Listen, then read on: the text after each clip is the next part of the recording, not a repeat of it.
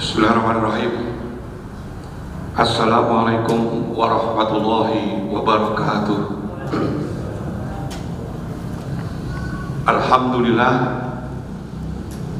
Alhamdulillahi nahmaduhu wa nasta'inuhu wa nastaghfiruh wa na'udzu billahi min shururi anfusina wa min sayyiati a'malina. May yahdihillahu fala mudilla lahu wa may yudlil fala hadiya lahu. Allahumma shalli wa sallim ala nabiyyina Muhammadin wa ala alihi wa sahbihi wa barik wa sallim ajmain, amma ba'd. Qala ta'ala fi hadil karim, a'udzu billahi minasy syaithanir rajim. Allahumma rabbana anzil alaina ma'idatan minas sama' takunu lana ida li awalina wa akhirina wa ayatan minka warzuqna wa anta khairur raziqin. Al-ayat. Wa qala ta'ala fi ayatil ukhra, a'udzu billahi minasy syaithanir rajim. Amanar rasulu bima unzila ilaihi min rabbih wal mu'minun kullun amana billahi wa malaikatihi wa kutubihi wa rusulihi la nufarriqu baina ahadin min rusulihi wa qalu sami'na wa ata'na ghufranaka rabbana wa ilaikal masir. Sidang jemaah hak pagi yang dimuliakan Allah, puji syukur pada kesempatan ini kita masih diberi nikmat bisa hadir di tempat yang penuh barakah. Semoga kiranya Allah tabaraka wa ta'ala memberikan kepada kita keberkahan, kemudahan, kesehatan, rizki yang berlimpah, anak-anak yang menyenangkan hati, pasangan-pasangan yang setia, diampuni seluruh dosa, dan kita dimasukkan ke dalam surga. Salawat serta salam kita aturkan kepada junjungan kita Nabi besar Muhammad sallallahu alaihi wasallam, Rasul terakhir yang membawa risalah Islamiyah. Para hadirin, bapak-bapak, ibu-ibu, dalam tema kali ini saya bawakan tema sebetulnya tidak berat. Hanya saya coba untuk pakai istilah serotot keren dan dialektik. Nopo toh dialektik niku? Allahu yarham Gus Dur nanti ngendikan kemenangan Muhammadiyah atas NU niku adalah kemenangan dialektik. Apa itu dialektik? Kemenangan dialektik adalah yang awalnya dibantah, yang awalnya dilawan, yang awalnya ditasabuhkan, kemudian dibenarkan rame-rame dan ditiru. Asalnya itu dilawan, asalnya dibantah, tapi mari ngono ditiru. Itu yang disebut dengan kemenangan dialektik. Lah contohnya nopo kata? Salah satu contohnya adalah orang-orang Nahdien dulu, waktu itu belum ada Nahdien, menyebut bahwa moco ilmu Latin yang hari ini kita baca tiap hari itu tasabuh, karena itu tulisannya londo, tulisannya company. Orang Islam Jawa pada saat itu menggunakan Arab Pegon, maka menulis dengan huruf Latin disebut tasabuh, dibantah, dilawan. Tapi hari ini semua orang pakai ilmu Latin. Yang pertama, ini salah satu contoh.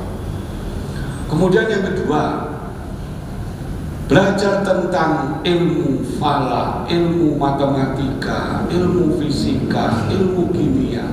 Dulu juga dibantah, dilawan, karena itu dianggap ilmu kafir, ilmu sekuler.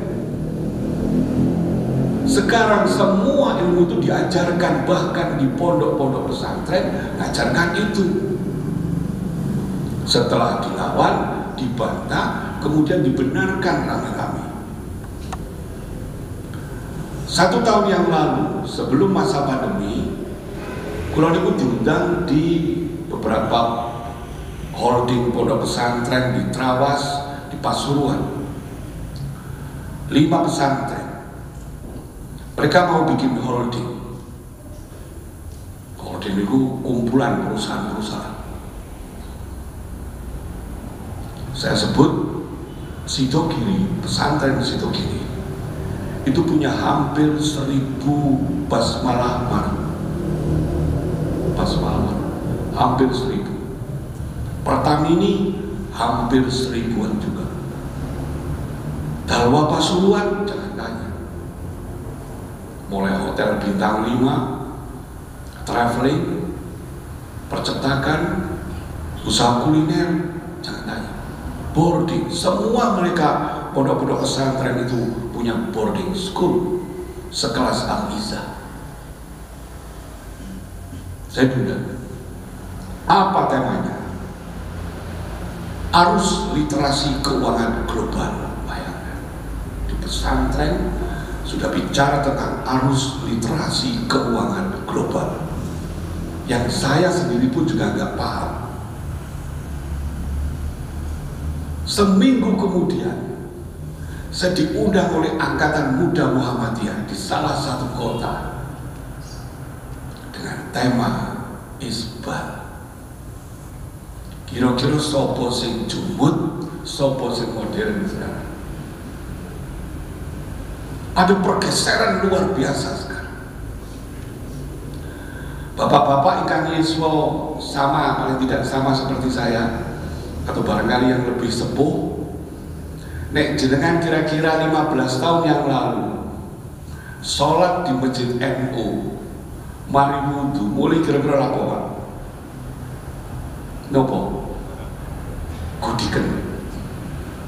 Saya ibu aja, kalau kita sholat wudu di masjid NU, pulang mulai mesti gudikan. Kenapa? Karena mereka menggunakan kulah dalam wudu itu, yang dipakai bersama-sama, dipakai rame-rame, mulai mesti gudikan mimir. Sekarang cek, apa ada itu sekarang? Sudah tidak ada.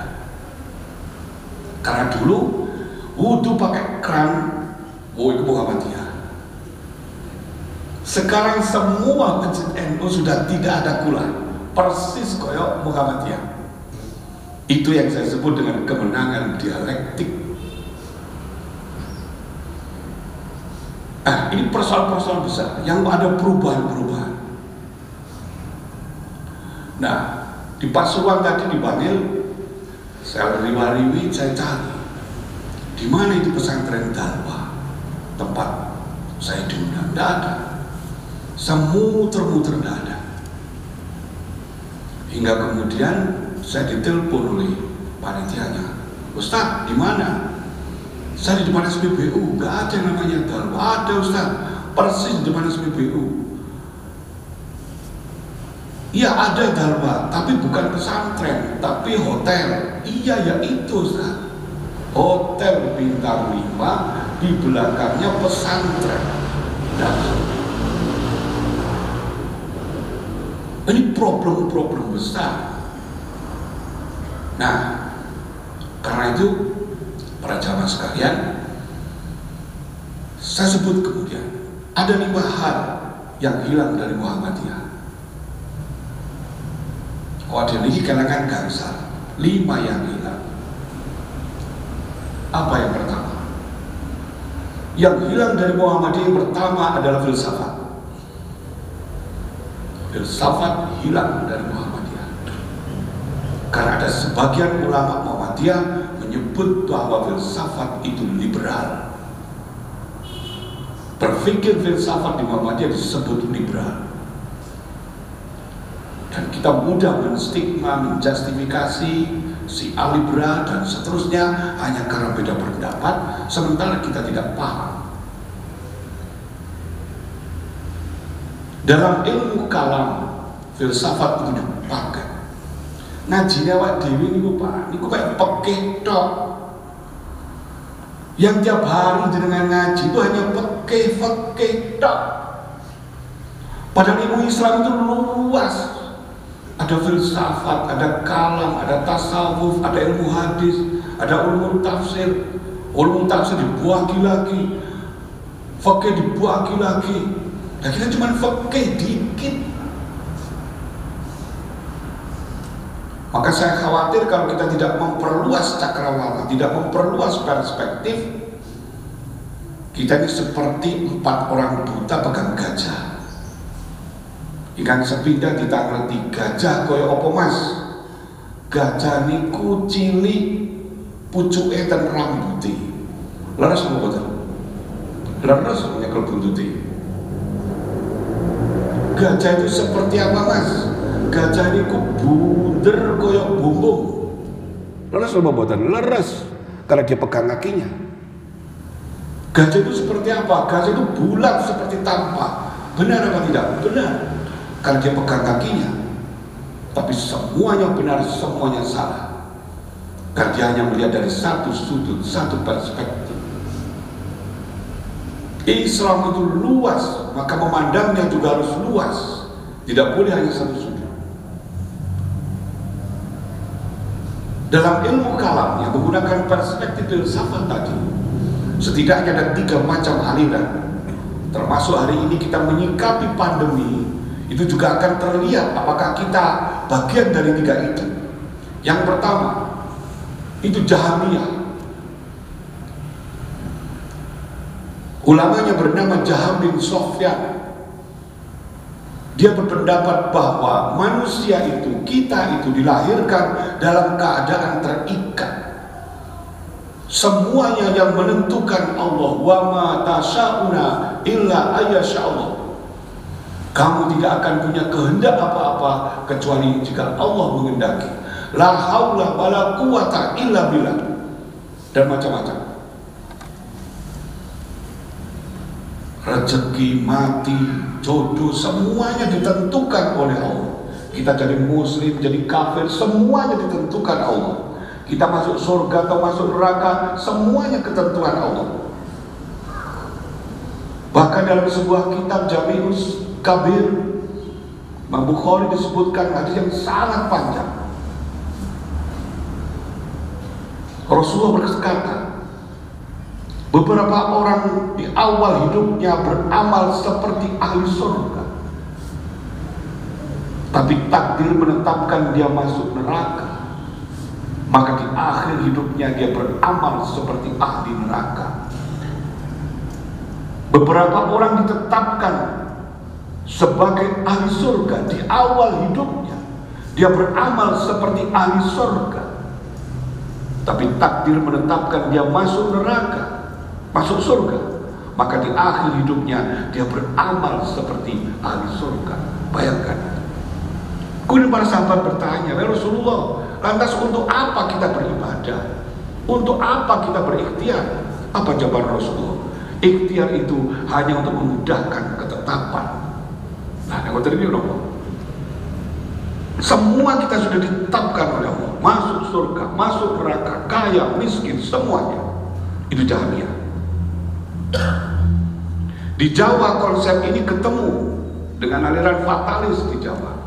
Alon-alon waton kelakon, seluman selumun selamat, nang dunyo mampir ngombe, dan seterusnya. Itu Jahamiyah. Kalau hari ini misalnya ketika pandemi seperti ini, ada orang yang berpendapat bahwa mati urip tergantung Gusti Allah, itu Jahamiyah. Dan tidak apa-apa. Saya tidak sedang mulai mengatakan ini benar atau salah, itu memang real. Yang kedua, Qadariyah atau Mu'tazilah. Ulamanya bernama Wasil bin Atok, biasa juga disebut dengan Wasiliyah. berpendapat sebaliknya. Quran juga. Faman sya'a falyu'min wa man sya'a falyakfur. At-Taubah. Barang siapa kepingin kafir silahkan, barang siapa kepingin beriman silahkan. Tuhan tidak akan merubah nasib suatu kaum jika kaum itu tidak mau merubahnya. Ini Mu'tazilah. Dia bersandar pada hadis itu. Kalau kita ingin kaya, kerja keras. Kalau kita ingin pandai, belajar. Kenapa kita bodoh? Malas. Nah, itu ini Mu'tazilah. Ikhtiar. Maka ketemulah pada aliran berikutnya konvergensi, perpaduan, moderasi, yang kemudian biasa disebut dengan Ahlus Sunnah wal Jamaah. Separuh Mu'tazilah, separuh Qadariyah. Pada saat itu Rasulullah SAW sedang duduk-duduk, kemudian ada seorang pemuda, dia bawa onta dari Safar. Dia langsung sholat. Rasul panggil, "Jom sini. Untungmu cacat." Apa jawaban dia? "Saya tawakal ya Rasulullah." Dijunjung oleh Rasulullah. Tawakal itu cancangan untungmu baru sholat. Jadi kalau kita misalnya hari ini masuk ke Masjid At-Taqwa, kunci sepeda motor dikandilno, gak dijumpuk, kemudian bapak-bapak sholat, kemudian takmir masjid mengingatkan, "Pak, kuncinya dibawa, aku tawakal Mas." Ya hilang. Tawakal itu ya dikunci dulu, kunci roda, kunci setir, baru tawakal. Ikhtiar dulu, baru tawakal. Ini salah satu pendapat di Ahlus Sunnah wal Jamaah. Itu filsafat. Nah, jangan lupa, teori-teori filsafat itu semuanya diambil dari Al-Quran. Salah satunya teori filsafat berpikir deduktif dan induktif, dari umum ke khusus atau dari khusus ke umum. Kasus Al-Baqarah, ketika ada salah seorang terjadi pembunuhan, Nabi Musa perintahkan, "Bawakan kita seekor sapi." Nah, coba orang Israel, bawakan seekor sapi. Apa kata orang Israel? Sapi jantan apa betina? Dijawab oleh Rasul, betina. Tanya lagi, yang sudah punya anak apa belum? Belum. Tanya lagi, yang pernah dipakai bajak sawah atau belum? Belum. Yang warnanya merah, kuning, atau merah atau setengah kuning, awas parah. Dijawab Rasulullah, merah setengah kuning. Coba, ini dari sapi betina, kemudian mengerucut menjadi sapi betina yang tidak pernah dipakai pembajak, tidak pernah beranak, yang warnanya merah setengah kuning. Itu kan deduktif. Tidak tahu berapa tahun dia harus temukan itu. 40 tahun. Itu Israel. Tapi itu deduktif. Nabi Musa alaihissalam juga salah satu penganjur filsafat materialisme, bahwa yang namanya kebenaran itu harus nampak. Musa satu-satunya nabi yang diberi gelar kalam Allah, dan dia meminta agar Tuhan wujud di depannya. Dasar itu salah satu filsafat. Yang kedua, yang hilang dari Muhammadiyah adalah tasawuf, thariqah. Beberapa ulama menyebut bahwa tasawuf itu bid'ah, khurafat, zindik. Apakah benar? Beberapa benar, beberapa juga salah. Kita tidak boleh berpikir general. Ada beberapa tokoh tasawuf, ulama-ulama tasawuf. Saya juga pelaku tasawuf. Saya pelaku tasawuf. Bahkan di aliran-aliran tasawuf itu saya lihat ada sekitar 97 macam aliran tasawuf, 32 yang muktabar. Dan Ada 4-5 yang ekstrim. Yang ekstrim itu misalnya aliran Hululiyah, tokohnya Al-Halaj, Abu Mansur Al-Halaj. Apa dia bilang? La fil jubah ilallah. Tidak ada apa-apa di dalam jubahku ini kecuali Allah. Allah adalah aku adalah Allah. Wes. Kafir, sesat. Ana al-haq, aku adalah kebenaran. Salah satu yang lain misalnya Al-Baghdadi, Ibnu Junaid Al-Baghdadi misalnya. Zikirnya, tasbihnya tidak seperti kita.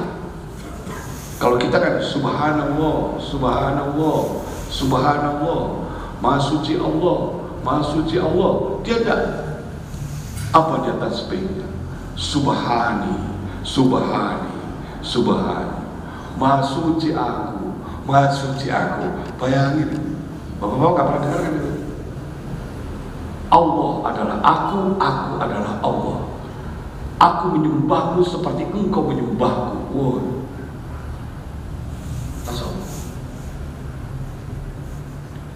Maka kemudian beberapa ulama di Muhammadiyah langsung mengatakan tasawuf itu sindik, khurafat. Tapi jangan lupa Buya Hamka memperkenalkan tasawuf modern. Mohon dibaca. Ki Bagus Satikusumo, salah seorang ketua PB Muhammadiyah, juga menulis sebuah kitab yang berjudul Tasawuf Ihsan. Mungkin saya termasuk tasawuf ihsan dan sedikit-sedikit hululiyah. Itu tasawuf. Dan di Muhammadiyah ya. Yang ketiga, yang hilang dari Muhammadiyah adalah tradisi pesantren. Kita hilang. Jujur, saya banyak sekali, puluhan kali diundang di pesantren-pesantren di Nahdlatul Ulama. Saya pertama berkawan dengan para habaib, dengan para kiai. Saya itu paling tidak suka kalau disebut ustaz. Lebih baik tidak usah sekalian daripada disebut ustaz. Jangan pirsa, ustaz itu di kalangan Nahdien seperti apa? Ustadz itu di kalangan Nahdien itu gelar terendah, guru TPQ. Ini Ustadz, Profesor Dr. Thohirlut, Profesor Dr. Ustadz Thohirlut di guru ngaji TPQ. Para asatid ini guru ngaji, munggah didik Gus, munggah didik Kiai, lain sedikit romo kiai, munggah meneng wali kutub. Nah, Muhammadiyah jeluk ustaz, semua sakit aku jatuh ustaz. Lebih baik Nur Bani Yusuf, pengen ustaz lebih baik kiai. Oh no. Kenapa di Muhammadiyah ini kita alergi dengan kiai? Nopong ini aja. Ahmad Dahlan berubah Ustadz Haji Ahmad Dahlan menulis. Pak Yusuf boleh kan? Pak Ahmad Dahlan dia sebut Ustadz Haji Ahmad Dahlan atau Pak Haji Ahmad Dahlan. Ya orang tak, ya kiai tak. Ahmad Dahlan itu kiai. Dan kita harus menghormati itu. Lah kalau tidak kita sendirian tidak menghormati guru, sopo maneh? Berharap orang lain, ya tidak mungkin. Ya guru-guru kita itu kita hormati. Saya ini jujur Bapak sekalian agak sombong sedikit. Saya ini belajar Muhammadiyah, saya bersanad. Saya tidak sembarang belajar. Saya belajar Muhammadiyah kepada 4 guru. Yang pertama kepada Kiai Abdul Hasim, kepada Kiai Muhammad Gusti, kepada Kiai As'ad Ihsan, kepada Kiai Yasin Suhaimi. Berempat itu muridnya Kiai Bejo Darmalaksono. Kiai Bejo Darmo Laksono muridnya Kiai Fakhruddin. Kiai Fakhruddin muridnya Kiai Hajin. Kiai Hajin muridnya Kiai Ahmad Dahlan. Bersanad saya. Sampai baca Muhammadiyah bersanad. Ini tradisi pesantren. Ada lagi pesantren yang hilang. Nun sewu. Di pesantren itu ilmu itu tidak boleh dicatat. Nah, dicatat hilang barokah. Hilang barokah ya. Dalam kitab ilmu muta'alim, Iklam anadiluka li ustadika idzuka wa tawaddu akaluhu rif'atuka wa khidmataka lahu wa barakatur laka. Hormatmu kepada gurumu adalah kemuliaan. Andap asor kepada kiai, andap asor kepada guru, itu adalah kemuliaan. Wa tawaddu akaluhu, tawadhu'nya pikiranmu, rendah hatinya pikiranmu, itu adalah kearifan. Hikmat bektimu kepada kiai itu adalah bentuk keberkahan. Nah, kalau di Muhammadiyah tidak ada ini, kita sampaikan saja.